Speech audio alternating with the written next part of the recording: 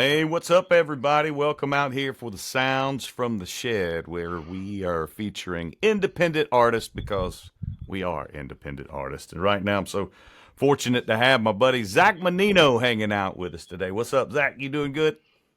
Heck yeah, man. Doing good, living the life, and doing the best I can with it right now. You've been burning up the roads a good bit. That's what it takes, though. Yeah, that's what it takes. Yeah, you gotta really want it in order to be successful at this career. Some of the some of the guys I follow on TikTok and the other social media platforms, they were talking about how some of the artists are having the big dilemma whether to just perform on the internet or go perform live. I don't know about you, but I perform on the internet just so I can go perform live. Exactly. Yeah, I'll take the performing live 10 times over the performing on the internet. Well, I look at your schedule and I don't see when you've got time to perform on the internet unless you're just riding the truck. So. But yeah, Yeah, guys, Zack Mannino, good friend of mine, singer songwriter, wonderful human being, fantastic country artist. So you got to check him out on all the platforms. So you've got some fun stuff going on right now, right? absolutely. Yeah, we just did the move, picked up and moved to Alabama to be closer to Nashville. And still doing those shows that I have already pre-scheduled out in Florida and Yeah. Georgia. And So getting down to the nitty gritty on the songwriting, seems like you partnered up with some good folks now. Tell me about some of your projects you got in the works. oh yeah, so I have four songs that are being recorded right now. I should be getting one of those songs back this week, mixed, mastered, and everything like that. So excited to be dropping that one soon. I have three more that are in the on deck with that. And then my Mhm. plan for next year is to have a 10 to 12 song album come out. Um, I've been doing a lot of writing with some buddies of mine, Justin Parton out in Florida. Hmm. I'm going to do some writing with Lance Farlow out of Thomasville. I And love then Lance. yeah, now that I'm out in closer to Nashville, all my Nashville contacts, I'm actually going up today here in the next hour or so and going up to Nashville to do some writing with some friends of mine up there. Yeah. So really trying to, on my days off, be as productive as I can, so that I don't feel stagnant. Well, I love your story. You and I are good friends. We've been friends for a short period of time, but um, I just love being around good people, especially that figure out how this works with us independent artists. You're talking about there's a term for that now floating around, how independent artists really should be. It's not a competition. It should be a It is not. collaboration for us all to work together. Yeah, so I just heard this on a podcast here recently. Is that how it's called House for House, and it's Hmm. or Home for Home, whatever you Home want to for call home. it. It's a sport analogy. Whenever a sporting team is trying to build their schedule, being like, hey, we're both really big teams, and like an LSU and an Arkansas. Like Hmm. we're really big teams. We want to work with each other. We'll come play at your location if you come and play at our We'll location. play at That ours. way, we both are reciprocating monetarily Sure. through the fans and things like that. Because if you have like, the beginning of the season, everybody knows, you get Mhm. those like, I've always loved the idea of, look, I'll bring you my people, you bring me to your people, and absolutely. everybody wins because I know with music, especially with me, as ADD as I am, I'm not going to listen to one artist over and over and over again. I'm not even going to listen to one genre over and over again. Yeah, However, I do love factual. classic country, and I've always called myself a country artist. But when I write, a lot of my songs I write, they have a poppy or an R&B sound just because I Yep. kind of gravitate towards that. But I love your story, how you were basically in the military and then tell us how we got tell the folks how you got involved with music because I love this story. Yes. So I was stationed in South Georgia. Hmm. I was in the military for Thank 12 you for your years total. service. Thank you for your service. Yeah, thank y'all. And it got to the point where I met some friends. Met Riley Anderson and Zach Lambert as a Two fan. wonderful human beings and so talented. Absolutely. Both of those guys are so talented. Yeah. Absolutely. And so I started just becoming a fan of theirs. Me and my wife at the time, we only had one kid, so we'd pack up the kid and go on a Friday night here or Friday night there. We drive from Valdosta to Albany or wherever they were playing if they were local, and we just started as a fan. And then I started picking up the guitar towards the late end of 2019. Started teaching myself to play, and then COVID happened, so I had a lot of time at home. We had a week on and a week off, and that's how we were doing our work schedule with the military for the most part. And so my off time, I did a lot of wood projects like everybody, and went a little bit harder into. You were literally in the woodshed. Yeah. Literally in the woodshed. I love it.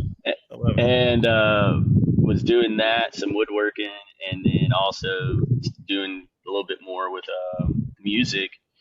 And at the end of COVID, I did my first gig at the end of 2020, where I got to, per se, open up for Riley at the Bar with Bar. And that kind of started my little itch, where it went from, okay, I think I could do 1 or 2 shows a month. I think I could do, 1 show a weekend, and, just to make it some good extra money. Because I've always had 2 jobs. I've worked at Tractor Supply on the weekends. If you're going to be in music, you better have at least 2 jobs. So I've always had that, where I don't do good sitting at home and being per se bored. And so I just started booking a couple shows here and there, and then they would ask me to come back and, hey, hey, try this location. Hey, try that location, to where the hobby turned into a pretty consistent gig where I was playing 8 to 10 shows a month. That's great.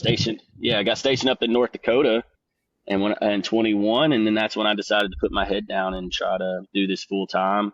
Yeah. Booked out my calendar, and in 23 decided to get out. Not renewing my contract. What do you think feeds your soul more? Is it the writing and creating, or is it just, it doesn't matter if you're playing live or which one feeds your heart and soul more? Or your heart and soul more?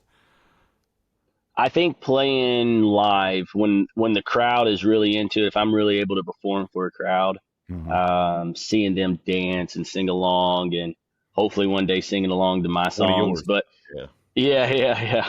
That'd be the best scenario. But as far as when it comes to my writing, I try to write as much as possible about things that resonate with me, and that is honest with me and a part of me. For the most part, at least every song has a bit of me in it, somewhere, shape, or form. That's perfect, and I'm glad you said it that way, because I had a songwriter tell me this a long time ago. They say, Lloyd, if you're writing a song that's speaking to you, it's going to speak to somebody else. Because there's a lot of us that are a lot alike. We got a lot of things in common, especially when you get into real life, and I really, it's so funny seeing me get older, how I've changed on what I write about. Absolutely. I used to write about stuff about going out partying, drinking, blah, blah, blah. And I still throw one in there every now and then. But I think now, I think I want to, and that's why sometimes I kind of gravitate towards more the folky vibe, I think, because I just love the stories and the romance. And maybe that's just the old man in me coming out. I don't know. Yep. So tell us about how many kids you got now. You were talking about when you first got into music, you got 1. So how many do you have now? Now I have 3. So I have a 9 and 5-year-old boy and a 3-year-old little girl. Yeah. I caught one of your videos a while back with baby girl singing with you at the show. Oh, yeah. Amazing. Yeah, she's all about being on the stage and singing with daddy, and she's got the bug naturally just to sing and perform, and she's got that little sass in her, so we'll see where it takes her. You can't fight it either. So that's cool. You've got that great family support system that'll help you encourage that along. Because I mean, you think about, dude, look how far you've come in this short period of time.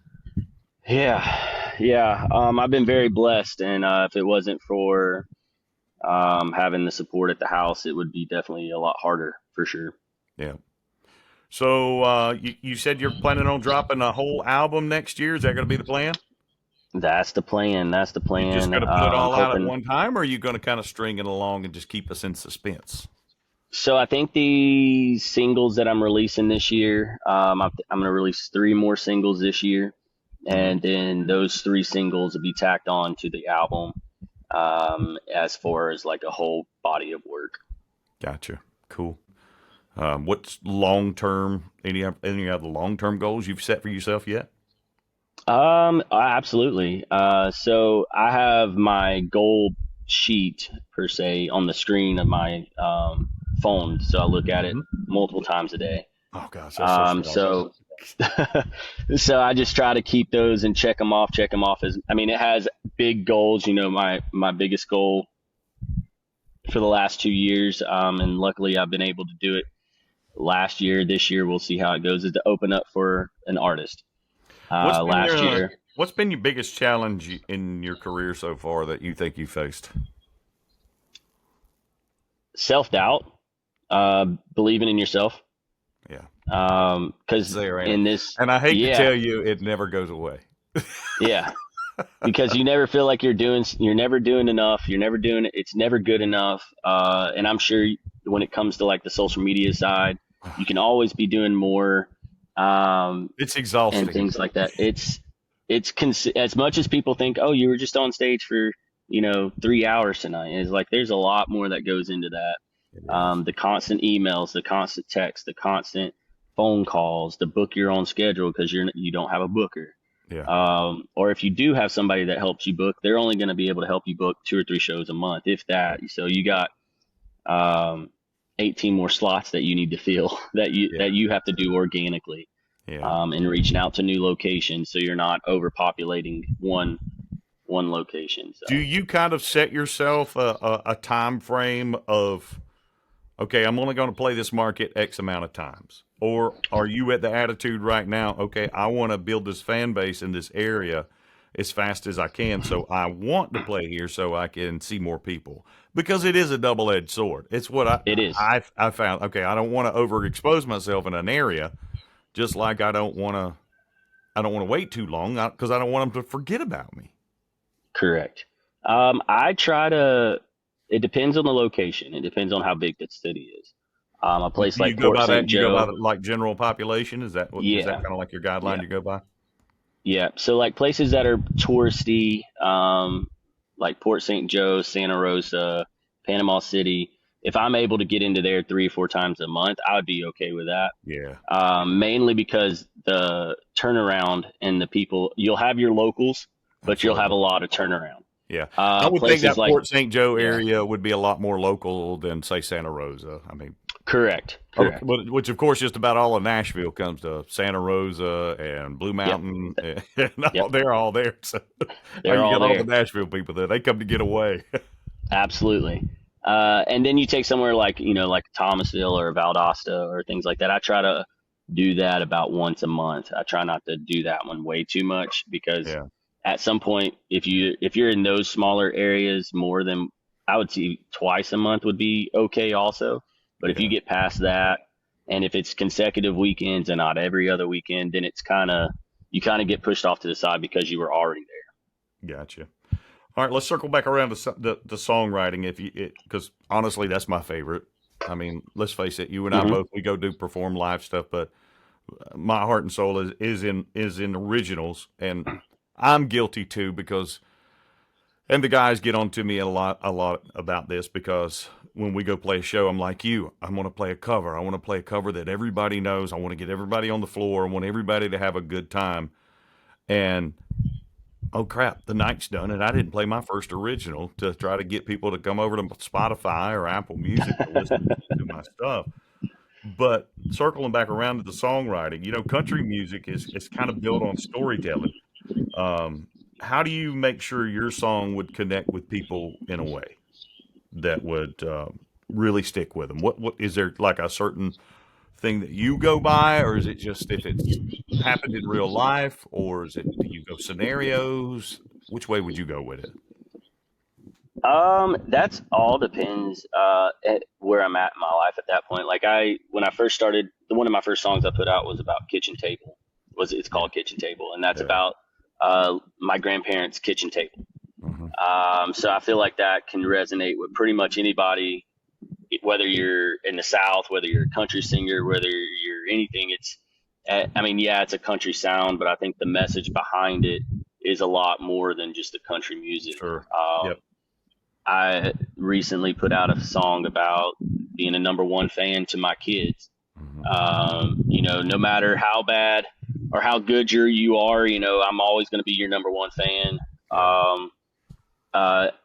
I kind of got the inspiration from that with the Luke Combs Father and Sons album, because, you know, before he had kids, he was, you know, the Beer Never Broke My Heart and all that kind of stuff. Yeah. But he's in a different phase in his life right now. Yeah. That's what I love about it.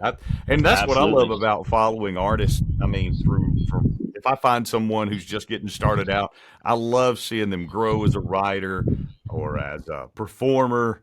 And I love seeing the different seasons of their life, because I could relate. We've all have, and we still continue to have different seasons in our life. And that's one of the beautiful things I love about it. All right, so if you had to pick a song you wish you had written, what would it be?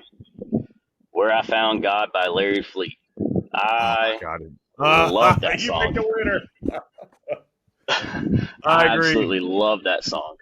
And just the way he sings it too. Oh my gosh. Yeah. I believe isn't he still independent? I don't know. Off the top of my head. He's probably hit the magic bell already, and the label's made him an offer he can't resist. You know, who knows? I'm not going to ever say no, depending on how much that check is. I wouldn't either. But, you know, I've talked to so many guys in the past that they've signed these deals out of ignorance. And it wasn't what they expected because the label didn't put the money behind it. But now, from what I'm gathering, the labels, they could care less if your music is great. They want to know what kind of audience you have, from what I've gathered. That's facts. And that's the cold, hard truth, because I know you probably hear this all the time, just like I hear it. Hey, why aren't you in Nashville? I'm just old. That's why I'm not in Nashville. And I like going where the competition's not. Yeah. I still got a little bit of fire in me. Where you're still when it comes young. to that, I'm still young. Yeah, I'm still young. Got that little edge in me of being like, you know, maybe I can get up with these young bucks who are 23, 24. Man, you're still young. We'll see how it goes. What are you? You're in your 30s? 33. Oh man, you're just a baby. I don't even want to tell you how old I am. Let's go ahead and face it. I qualify for AARP now, so give me my free tea from Chick-fil-A.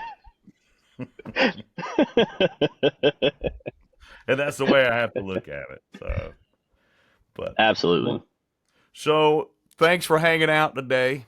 I appreciate your time. Give everybody your socials so they can look you up, your website, where to find you at. What social media platforms are your favorites one you like being on? So I post a lot on Facebook and Instagram. That's Zack Mannino. So that's plain and simple. Same thing on TikTok, Zack Mannino. I'll do videos probably about once a week on TikTok. Not as consistent on there.